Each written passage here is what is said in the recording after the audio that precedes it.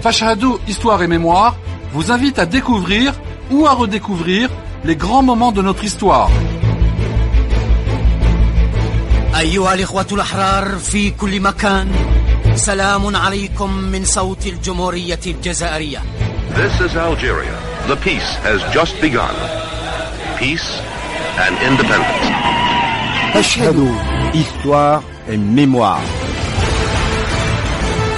L'idée de congrès, elle a été décidée par les novembristes quand ils ont fixé la date du 1er novembre. Les 6 s'étaient promis de se revoir 3 mois après le 1er novembre pour faire le point. Pendant 15 jours, dans le cadre sauvage de la haute vallée de la Soumam, 13 responsables FLN, protégés par 1 millier de maquisards placés sous les ordres du chef kabyle Amirouche, ont travaillé à l'établissement de la plateforme politique qui manquait jusque-là. كي تشوف الامكانيات نتاعنا في هذاك الوقت يعني الانسان يستغرب كيفاش يعني وصلنا للمؤتمر خرجنا من لافاليد لا سومام كامل في 7 ولينا الحمد لله بلي جروب بلي ساكسيون بالكتائب حتى وصلنا للبطايون كان العدد نتاعو 885. Le congrès consacre l'importance essentielle des commissaires politiques et conclut à la primauté du politique sur le militaire et de l'intérieur sur l'extérieur. Pendant toute la durée du congrès, il n'y a pas eu le moindre incident. Il n'y a pas eu ni de sortie de l'ennemi, ni d'accrochage, ni rien du tout. كل responsable جام الولاية زيرت يوسف ولا أصحاب لاكات صحاب داول كل زومبلير معهم كنا طابين ومات. قالوا فرنسا كيفاش رد الفعل نتاعها 1500 شهيد في هذه الدول اللي عندهم 14 قرية الدار ما بقاش كلش محروق الحيوان ماتوا والعباد ماتوا. Le 20 août 1956, après bien des péripéties, vont s'ouvrir à Ifri les travaux du congrès de la Soumam. Ces travaux décisifs ont pour objectif de donner à la révolution une feuille de route, des principes qui développent la déclaration du 1er novembre, mais aussi de lui offrir une direction opérationnelle, des structures et de regrouper les forces du mouvement national dispersées jusque-là. Les centralistes, les ulama et les militants de l'UDMA de Farhat Abbas intègrent le FLN à titre individuel pour constituer le grand front chargé de lutter jusqu'à l'indépendance. Après le billet de Rachida Mansef qui contextualise et résume des enjeux du congrès de la Soumam, nous apprécierons au micro de Hassan Arab dans Hiwar les propos de l'un des 4 secrétaires du congrès, M. Rachid Adjaoud, dans un entretien datant de 2012. Suivront, dans la rubrique Bekri, les archives sonores sélectionnées par Aïcha Hammer. Vous écouterez aussi dans la rubrique des traces et des pistes la présentation par Rachida Mansef d'un chapitre dédié au congrès de la Soumam en extrait de l'ouvrage Le FLN Mirages et Réalités par Mohamed Harbi. Nous finirons ce numéro consacré au 20 août 1956 dans la dernière minute, sur une note de poésie sous la plume inspirée d'Ahmed Asghar. Sans plus tarder, entrons dans le vif du sujet. Pour ce faire, il me suffit de céder le micro à notre guide, à Rachida Mansef, pour le billet de Fashhadou Histoire et Mémoire sur Alger Chaîne 3.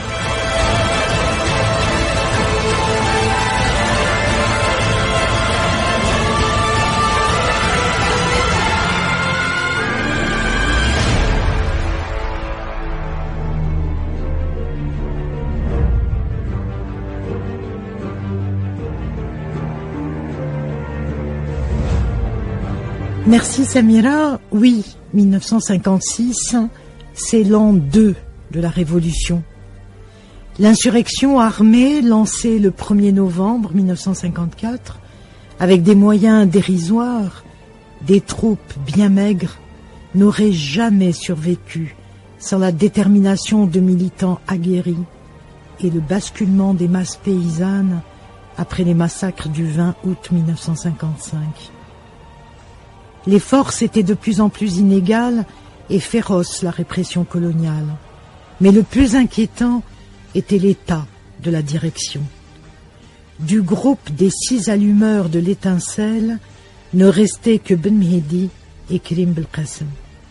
Ben Boulaïd et Bitat sont arrêtés en 1955, Didouche est décédé dans un guet-apens la même année, et Boudiaf, le coordinateur, n'a plus réussi à remettre les pieds en Algérie. Et la réunion, prévue par les initiateurs en janvier 1955, n'avait jamais pu avoir lieu. En l'an 2, la concertation était quasiment impossible entre les dirigeants, et chaque zone prenait les initiatives qu'elle pouvait, éditer des tracts aux accents locaux et quelquefois contradictoires. Lorsque Abben Ramdan sort de prison début 1955, c'est d'abord cet état de fait qui l'amène à s'investir totalement dans le FLN et à consacrer à la lutte ses talents d'organisateur connus et reconnus depuis la période de l'organisation secrète dans les années 40. Prenant pour référence programmatique la déclaration du 1er novembre, il multiplie les contacts tous azimuts avec les personnalités et les différentes forces du mouvement national. En l'an 2 de la Révolution, il a rallié au FLN des cadres centralistes libérés au printemps 1955, dont Ben Khedda, Dahleb, Mohamed Yazid, Lamine Debarine, Mohamed Bedjaoui et bien d'autres. Il rallie également les ulama et l'Udma de Farhat Abbas, qui accepte de se dissoudre. Le Parti communiste algérien résistera encore quelques mois à cette dynamique fédératrice et jacobine. Le tandem l'Arbi Ben Mehdi, Abben Ramdan et Karim Belkacem sur le front formeront la locomotive capable de concevoir et d'organiser le premier congrès du FLN en août 1956. Le congrès de la Soumam, qui entame ses travaux le 20 août, donnera à la Révolution un programme, ses premières institutions, ses structures et surtout ses principes. Ce congrès se tiendra à la barbe des militaires qui enserrent la Kabylie, malgré quelques dangereux incidents et certaines péripéties plutôt graves, même si elles font sourire aujourd'hui, comme la fuite de la mule avec tous les documents de préparation. Le congrès se tiendra après une attente de plusieurs jours des émissaires de la Wilaya 1, Omar Ben Boulaïd, et celui de la zone 6, Ali Mellah, qui ne viendront pas. Le congrès se tiendra malgré l'absence de la délégation extérieure et de la Fédération de France. Mais revenons aux principes arrêtés au congrès de la Soumam. L'unité du peuple sur un territoire qui comprend le Sahara fera l'unanimité de tout temps. L'indépendance de la nation, qui ne se limite pas à la communauté arabo-musulmane et qui intègre la minorité européenne et des Israélites, soulèvera tensions et polémiques de la part notamment de Ahmed Ben Bella.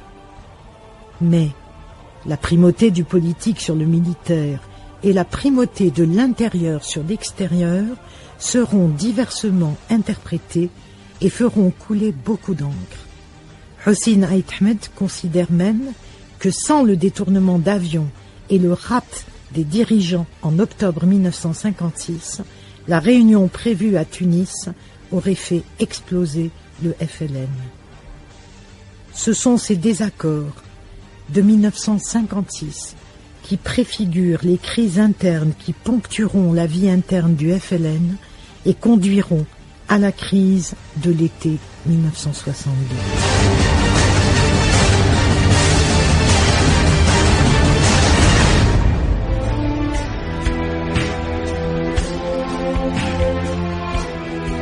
Nous allons maintenant, dans Fashhadou Histoire et Mémoire, écouter un moudjahid de la Wilaya 3, auteur de l'ouvrage Le Dernier Témoin, édité chez Casbah en 2012. Il s'agit de Monsieur Rachid Ajaoud, n'est-ce pas Hassan Arabe? Effectivement, Samira, Rachid Adjaoud, cet ancien officier de la Wilaya 3 historique, il a eu même à exercer les fonctions de secrétaire du colonel Amirouche lorsqu'il était commandant de cette wilaya. Rachid Adjaoud, qui nous a reçus chez lui à Sidouk, un village réputé comme étant le village de Cheikh Al-Haddad, un autre personnage emblématique de la région et de la résistance algérienne contre l'occupant colonial. C'est une belle façon de planter le décor pour l'entretien qui a eu lieu, où il vous a raconté ses souvenirs, comment il a été contacté pour être l'un des secrétaires du Congrès. D'ailleurs, c'était en quelle année ? Rachid Adjaoud a été contacté avec 3 autres personnes à l'époque, en 1956, pour former un secrétariat. Ils étaient chargés de taper toutes les résolutions du Congrès. Donc chaque soir, il y avait des résolutions. Donc il y avait 4 personnes qui tapaient systématiquement les résolutions. Rachid Adjaoud a été contacté à la veille du Congrès de la Soumam et travaillait au niveau de l'état civil de Béjaïa, de la commune de Béjaïa à l'époque. Bonne écoute. بسم الله الرحمن الرحيم. أولا وقبل كل شيء مرحبا بكم للصدوق ومرحبا بكم للداري. C'est la première fois que vous mettez les pieds chez moi. Donc je vous souhaite la bienvenue. وقت الخيركم على كل حال. تفكرتوا التاريخ, تفكرتوا le congrès de la Soumam. En tant que l'un des derniers témoins, je vais vous dire un peu grosso modo ce que j'ai vécu au congrès de la Soumam, avec qui j'étais, et ce que j'ai gardé comme souvenir. Les témoins maintenant ils sont rares. Les témoins al-Moujahidine, il n'en reste pas beaucoup. Maintenant, moi j'ai joué un rôle très minime dans le congrès de la Soumam. J'avais à l'époque 17 ans. Les responsables avaient besoin de dactylographes, avaient besoin de secrétaires. Ils avaient besoin que les résolutions soient tapées dans les meilleurs délais et en quantité suffisante pour tout le monde, pour tous les responsables. C'est ainsi que moi je me trouvais en ce début 56 dans la région de Bni Aïdel. Et lorsque Cheikh Memo Fadl, qui était notre responsable, plus ou moins décliné de Kabesh, m'ont demandé, ils savaient que j'étais avant que je prenne le maquis, j'étais employé à la mairie de Sidouk, donc je savais taper à la machine. Ils m'ont demandé de les accompagner. Je suis parti avec eux. C'est ainsi que je suis parti, en ce début d'août 56, en quittant Bni Aïdel, par Tamoukra, Bni Abbas, on s'était retrouvés vers début août, vers le 10 août 56, on s'était retrouvés dans la région d'Ifri. La première constatation dans cette région, moi, lorsque je suis arrivé, chaque fois qu'on traversait, c'est souvent la nuit, on est parti d'Iraram sur Shlata Ouzlegen. J'ai constaté qu'il y avait un nombre indéterminé de moujahidines dans chaque village, des mousseblines. Il y avait une vigilance, il y avait une garde, mais de là à se douter qu'il y avait un congrès qui se préparait à Ivry, c'est loin de ma pensée. Je me suis retrouvé avec des gens, on m'a mis on m'a mis dans une pièce. Je me suis retrouvé avec Sil Hussein Salhi, un autre employé de la justice d'Elkser, avec cet Arami Rouchen, plus Saab Hafid al-Quran. On s'était retrouvé là-bas. C'était Saami Rouch à l'époque, il y avait Mohamed Saïd, sont eux qui sont chargés de nous organiser, de nous donner du travail à faire.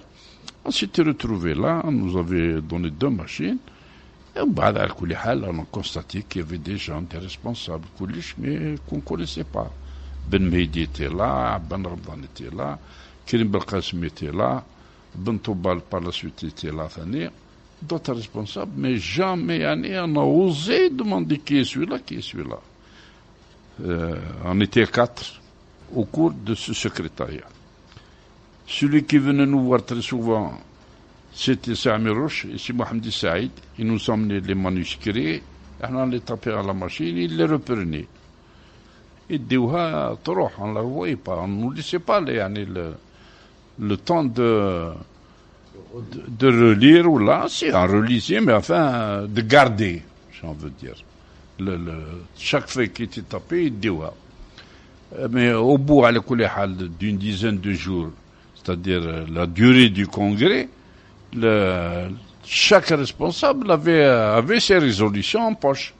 Chaque membre, chaque congressiste, des gens, les responsables qui ont assisté au congrès avaient tous des résolutions en poche. Le congrès, ça s'est déroulé dans de très bonnes conditions.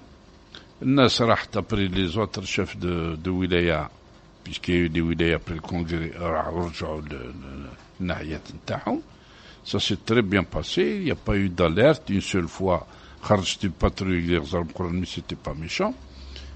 Les gens ont été nourris par la population, ils ont été surveillés par la population. Les moudjahidines à la wilaya étaient mobilisés, la garde était permanente sur le congrès. La plus grande discrétion était tenue. Jamais les Français se sont rendus compte qu'à leur barbe, il y avait un congrès qui se tenait à Ifri. C'était l'époque où les Français disaient de la vallée, c'était la vallée pacifiée, la vallée pacifiée, la vallée pacifiée.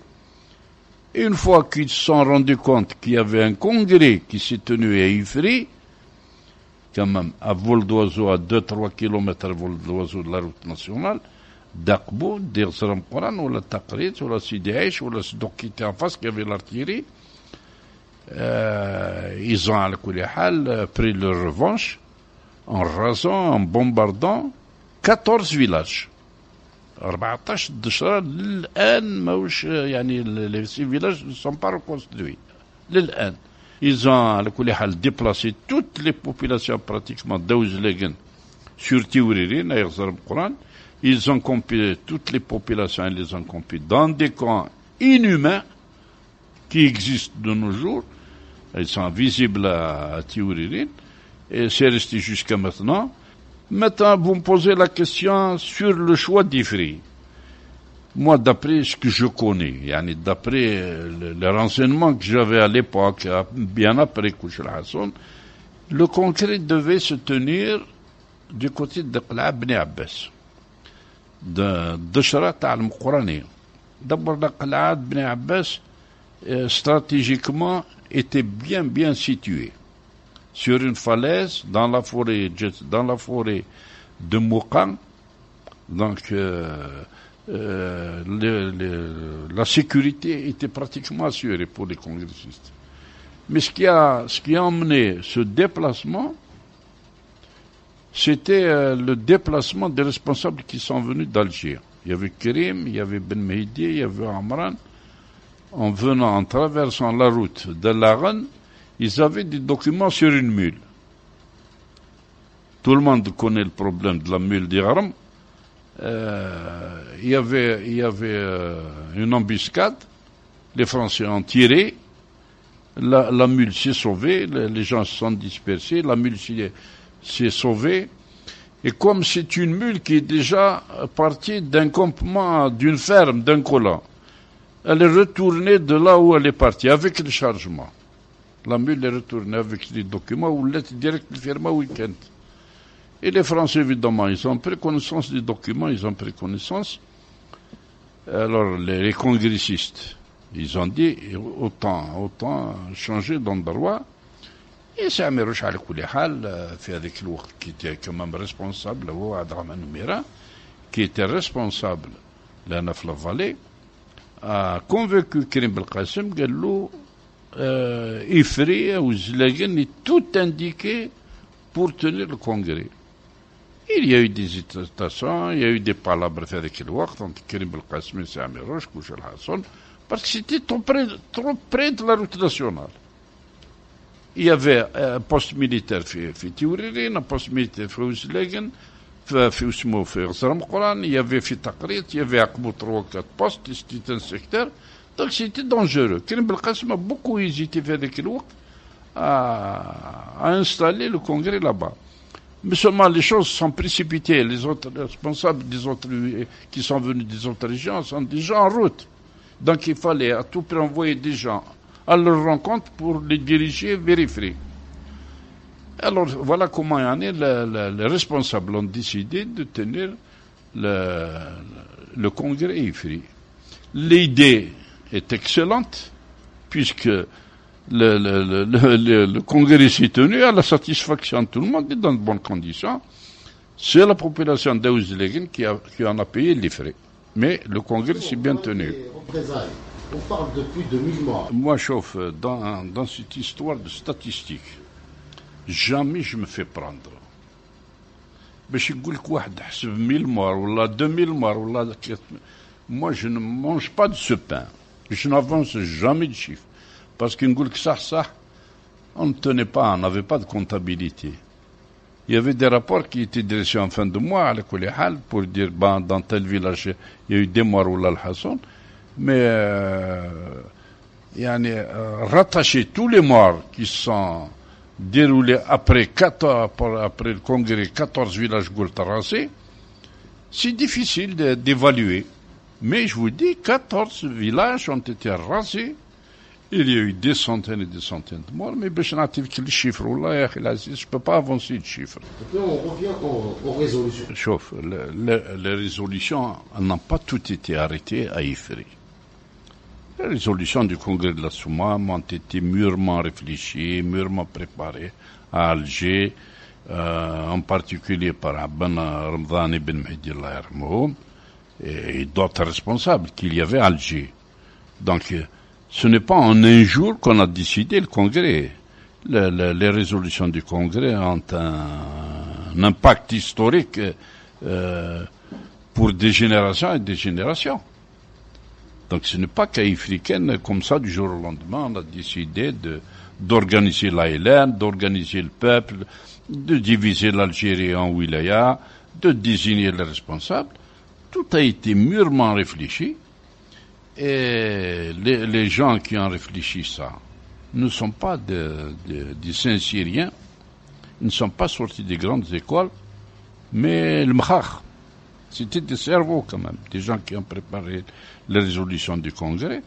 De nos jours, elles servent d'histoire, elles servent de cadre pour la politique du gouvernement, elles servent de tout.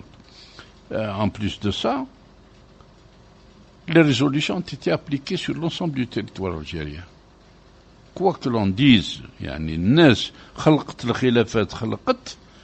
mais toutes les wilayas, hadrin ou la mouche hadrin, elles ont appliqué à la lettre.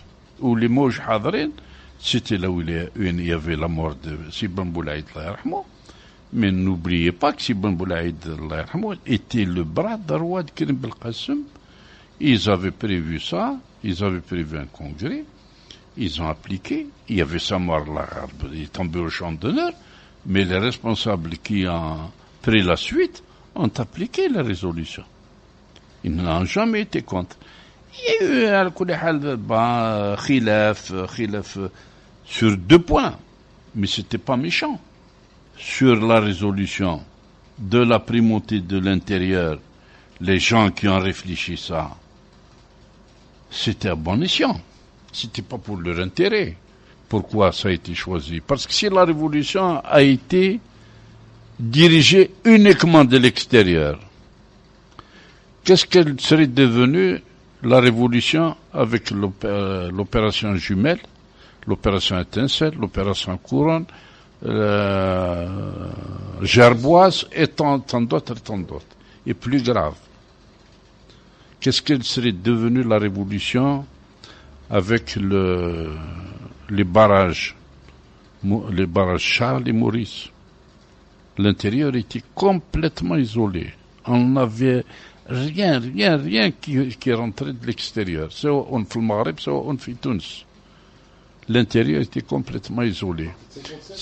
59, à partir de 59. Ces lignes ont été hermétiques à partir de 59. on ne recevait rien de l'extérieur, ni de l'armement, ni la finance, ni les équipements, ni les munitions. On était complètement isolés. Alors, s'il n'y avait pas la primauté de l'intérieur, on a combattu comme on a commencé, en 55, pratiquement sans commandement, mais seulement. Le commandement était à l'extérieur. On n'attendait pas les ordres. Les chefs de wilaya qui étaient à l'intérieur n'attendaient pas les ordres du GPRA ou de l'état-major fait qu'ils combattaient la France comme on avait commencé. Mais tout en restant fidèle à l'unité nationale, tout en restant fidèle à ceux qui dirigent la révolution, c'est-à-dire le GPRA à l'époque et les états-majors. On était restés fidèles. Maintenant, la deuxième résolution qui un peu, à l'époque, choquait un peu certains responsables. C'est normal. C'est normal qu'il y ait des contradictions. C'est normal que les gens qui n'ont pas assisté au congrès disent, comment se fait-il qu'il y ait la primauté de l'intérieur sur l'extérieur et du politique sur le militaire. Les accords dans toutes les guerres, c'est connu, dans toutes les guerres, c'est le politique qui discute des cessez-le-feu. C'est le politique qui discute de l'armistice. On a les belligérants. Lorsqu'ils sont retrouvés, par exemple, à Évian, à Lugrin ou à Luzerne, ils sont retrouvés, même si c'était des militaires, mais ils se sont retrouvés avec des costumes civils et des cravates. Moi, en 62, lorsque j'ai été désigné pour l'application des accords d'Évian dans la commission de cessez-le-feu, je n'étais pas en uniforme. C'est moi, le 22 avril 62, lorsque j'ai été désigné dans la commission de cessez-le-feu, il a envoyé des gens à Tizi Ouzou, on nous a ramené 4 costumes civils, واحد ليا واحد السي العمر حامل الله يرحمه سي وعلي يتحمد وسي حميمية. On devait s'habiller en civil, en costume, en cravate, et on allait à la table avec des officiers en civil. Les Français étaient en civil, on était en civil. On voyageait en hélicoptère en civil. On voyageait dans les véhicules militaires, c'était des 403 qu'on a à disposition, mais en civil. Je vous dis toujours, les gens qui ont décidé de ces résolutions, l'ensemble des résolutions ont été appliquées, y compris celle-là. Mais qui a contesté les 2 résolutions? C'était la délégation extérieure. Moi, je ne pense pas qu'il faille accorder trop d'importance à ces histoires-là. L'histoire, c'est que le congrès s'est bien déroulé. L'essentiel du congrès de la Soumane, c'est l'unité de la nation, c'est l'unité du peuple, c'est l'unité de la révolution jusqu'à la fin. Qu'est-ce qui vous a marqué, vous, personnellement? Il y a des événements qui marquent les hommes. Et très souvent, c'est les hommes qui marquent les événements, c'est l'inverse. En ce début d'août 56, je ne savais pas que c'était un tournant de ma vie. Sans savoir que dans ce congrès, je vais rencontrer Amirouche, que je vais rencontrer des hommes comme Tara Amirouchen, ou la Hussein Salhi, ou la Saab Hafid Al-Qur'an, qu'on allait se retrouver dans un congrès de responsables au niveau national. C'est très important, ça. Je ne doutais pas qu'un jour, je devais marcher avec Amirouche, qu'un jour, j'allais être un de ses secrétaires, un de ses hommes de confiance, que j'allais rester avec lui jusqu'à la fin de 6 jours. Évidemment, ça vous marque. Si je n'ai pas connu Sami Rouge, qu'est-ce qui serait devenu? Si je ne l'avais pas connu, Tarl Qsart, c'est le Hussein Salhi, disons, de cette trempe-là, et je serais resté un simple joundi dans une compagnie ou là dans un bataillon. Ça s'arrête là. Maintenant, pour les jeunes, le message des jeunes, est-ce que d'abord ils s'intéressent à l'histoire? De plus en plus. Hein? J'ai fait des centaines et des centaines de conférences sur les cadres, sur la révolution, sur les événements. Chaque fois que j'y vais dans une salle, peut-être qu'il y a une mauvaise préparation. Ça, je n'en doute pas. Je n'en doute pas qu'il y ait une mauvaise préparation. Mais je remarque que dans la salle, c'est toujours des vieux qui sont présents et pour la plupart des gens qui ont vécu comme moi la révolution, donc ils n'ont pas besoin de m'écouter. Un message aux jeunes. Un message aux jeunes, je t'avais dit le message aux jeunes. On était jeunes lorsqu'on est monté au maquis. Nous aussi on était jeunes, mais quand on est monté au maquis, on n'avait qu'un espoir. C'était libérer le pays ou mourir en martyr. Maintenant, les jeunes Talouq, ils ont un pays sur un plateau d'argent. Ils ont un drapeau. Il faut qu'ils fassent attention. Lorsque moi, je parlais avec mon petit-fils, il disait, il était en Finlande. Il dit, tu as le passeport نتاعي وما نرجعش. لا ما ترجعش. Tu es un pays étranger. Reviens ici. روح تخدم بلادك. Fais de ton pays une Finlande, fais de ton pays une Suède que tu as visité. Faites de votre pays, c'est le plus beau pays qu'on vous a laissé. Essayez de faire le plus beau pays. Khadmou, mais il faut lire, il faut apprendre, il faut travailler et non pas casser. Voilà mon message que j'ai à dire aux jeunes. Merci beaucoup. Allah yaslimik. Toujours un plaisir. Allah yaslimik. Autour de notre thème principal, Aïcha Hammer a sélectionné pour nous dans la rubrique Bekri 4 extraits d'archives. Pour commencer, écoutons l'historien Monsieur Sadr Sellem nous expliquer pourquoi Ben Bella, qui s'est déplacé jusqu'en Italie, n'a pas pu participer au congrès de la Soumam. Ben Bella a dit à plusieurs reprises qu'il était venu à la tête de la délégation extérieure jusqu'à San Remo en Italie, mais que l'agent de liaison n'est pas venu pour les chercher. Il s'était prêt à venir discrètement prendre le risque de se faire coincer pour participer. Il a refusé de reconnaître les résolutions du Congrès quand il les a lues. Son premier réflexe, c'est de dire cette plateforme ignore la dimension islamique de notre révolution. C'est en toutes lettres dans les documents récupérés par la DST quand il a été arrêté en octobre 56. Le congrès de la Soumam décide de la création d'un parlement, le CNRA, composé de 17 membres suppléés par 17 autres et d'un exécutif, le CCE, le comité de coordination et d'exécution. Les fils de la Toussaint qui ont déclenché la rébellion ont été décimés. Rababitat arrêté, Ben Boulaïd et Didouche Mourad tués au maquis. Boudiaf fait la liaison avec le Caire. Reste Krim et Ben Mehdi. Avec de nouveaux venus. Saad Dalab, ancien partisan de Messali Hadj. Ben Retta, pharmacien à Blida. Et Aban Ramdan, véritable tête politique du Front de Libération Nationale. Ils forment le comité de coordination et d'exécution, CCE, qui va désormais diriger la révolution. Dans notre troisième extrait, Hossein Ait Ahmed fait part dans un anglais châtié du lien entre leur enlèvement en octobre 1956 et la crise engendrée par le congrès de la Soumam. I felt stupid to be caught like this. I tried to escape French police since 1945, and then I went on a plane direct to the prison. It was completely silly. I hate silliness. This hijacking has saved the Algerian Revolution from a big split. Ben Bella was opposing the Congress of Soumam. And if we were not arrested, I should say, things would have led to self-destruction of the Algerian movement. So I think this hijacking has saved Algeria from a very dreadful crisis. Pour reprendre les propos de Hossein Ait Ahmed, dire que depuis 1947, il avait toujours réussi à passer entre les mailles de la police coloniale. Il a fallu que ce soit un voyage en avion qui le conduise en prison. De quoi ressentir vexation et colère.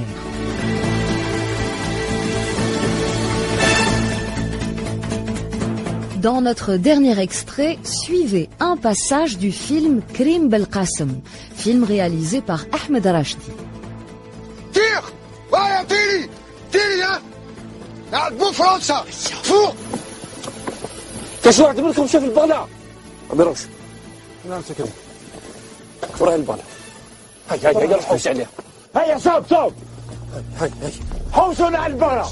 هيا تحركوا هيا تحركوا. هيا روح انت معاهم وتشوف. هيا حوسونا على البغلة. سي با بوسيبل. ما ترجعوش بلا ما تجيبوها. هيا حوسوا. كل شرا فوق البغلة. سلاح الدراهم شوف حتى المشروع تاع المؤتمر راهم كل شرا تما. هيا حوس. واش عميروش كاش ما عندك امكان واحد اخر؟ عم نسلطون به كان مضرب فوق رسالة مقران راهي مأمنة ب 1500 جندي تقدروا تجتمعوا ثم.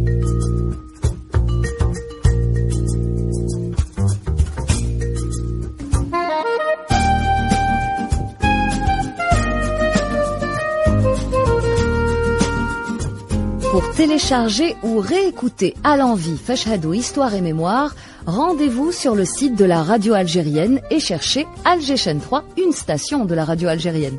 Rachida Monsef va maintenant nous présenter l'ouvrage de Mohamed Harbi, le FLN Mirages et Réalités. Pas vraiment, Samira. Une partie, un chapitre, quelques sections d'un chapitre qui s'appelle Le premier visage du FLN. Eh bien voilà, aussi étonnant que cela puisse paraître, il semble qu'il n'existe pas d'ouvrage consacré au congrès de la Soumam. Mais plusieurs historiens en parlent et lui consacrent au moins un chapitre à ce moment historique vu son importance. Nous avons choisi l'exposé qu'en fait Mohamed Harbi dans l'ouvrage que vous citiez, le FLN Mirages et Réalités. Et c'est dans 11 petits paragraphes qu'il ne se limite pas à l'établissement de faits concernant le congrès de la Soumam, mais il leur superpose, après les avoir établis, une analyse sans concession. Harbi date les préparatifs au mois de mars 1956, quand, à la recherche de données sur l'état des maquis et les forces de la FLN, il envoie Saad Dahleb dans l'Est constantinois. Pour Harbi, Abban ne veut pas de la participation de Boudiaf Ben Bella au congrès, ni de leurs propositions organisationnelles d'ailleurs, qui lui sont parvenues par écrit. Et Harbi présente l'Arbi Ben Mehdi, par contre, comme la caution morale de Abban Ramdan. Harbi dénombre ensuite les forces d'appui pour chacune des parties qu'il présente donc comme rivales. Krim Abban Ben Mehdi, Ziroud, d'une part, et Boudiaf Ben Bella Mahsens, d'autre part. Il les présente dans un rapport de force qui renoue, selon lui, avec les luttes au sein du MTLD en 1953-1954. Le PV de la réunion du 20 août 56 lui permet d'établir la liste des 6 congressistes et celle de leurs adjoints, et il va désormais suivre l'ordre du jour du congrès pour présenter 1. Les forces matérielles de la Révolution grâce aux tableaux et aux appréciations de l'époque. 2. La plateforme politique qui, selon lui, porte la griffe de Ammar Ouzgan, ex-secrétaire général du PCA, Parti communiste algérien, auquel il reproche un langage marxisant qui ne cache pas les ambiguïtés qu'il va lister dans la section suivante. C'est dans ces 2 paragraphes qu'on peut lire les critiques principales de Mohamed Harbi, notamment à propos du populisme du FLN et de son conservatisme social qu'il note notamment à propos des femmes. Il passe ensuite à l'organisation de l'ALN, décidée par le Congrès, de l'organisation militaire aux principes de direction, dans lesquels on retrouve les principes de la primauté de l'extérieur sur l'intérieur et la primauté du politique sur le militaire. Et enfin, les structures qui esquissent celles d'un État, le CNRA, dont vous parliez, Samira, tout au début, premier parlement, et le CCE, premier bureau politique. Les chapitres suivants, la composition des organismes dirigeants et son sens politique, la crise interne, la lutte sur le terrain, la controverse avec le CCE, la composition des organismes dirigeants et son sens politique, et cette question, une querelle de personnes.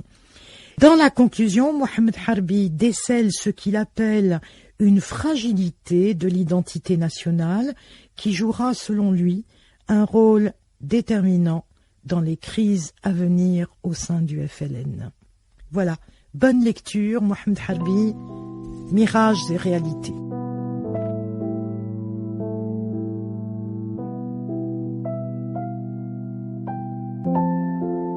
Nous finissons dans la dernière minute à travers les mots de poètes, d'écrivains, mais aussi de témoins. Et nous vous invitons à un beau final d'émission à travers la poésie d'Ahmed Asghar. Ça ne peut pas finir ainsi, avec ces effluves visqueux, des étoiles chavirées dans un ciel nébuleux. Ça ne peut pas finir ainsi, avec cet immeuble tordu au-dessous d'une lune brisée.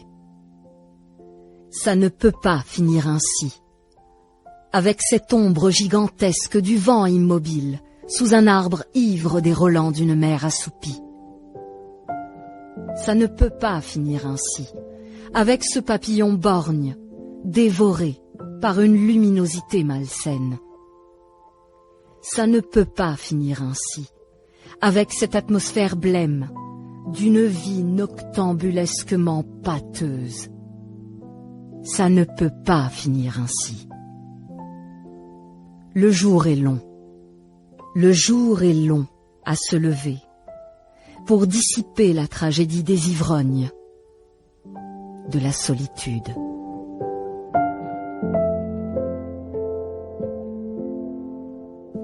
Le jour tant attendu. Ahmed Asghar. Je sens couler en moi le venin de l'enfer. Je trébuche. Et je crois que c'est déjà la fin. Un autre jour se lève, et ce n'est plus demain. Demain, c'est aujourd'hui. Ça ne coûte pas cher d'essayer d'espérer afin de pouvoir vivre. Automne au goût de vieil hiver avec du givre. Printemps aux yeux d'enfant. Été brûlant de fièvre. Le temps passe, laissant des cendres sur les lèvres. Et puis là d'attendre le jour jamais venu. Nous renonçons à tout pour croire en l'éternel, en pensant qu'au-delà la vie sera plus belle. Espérance de l'homme à tout jamais perdu.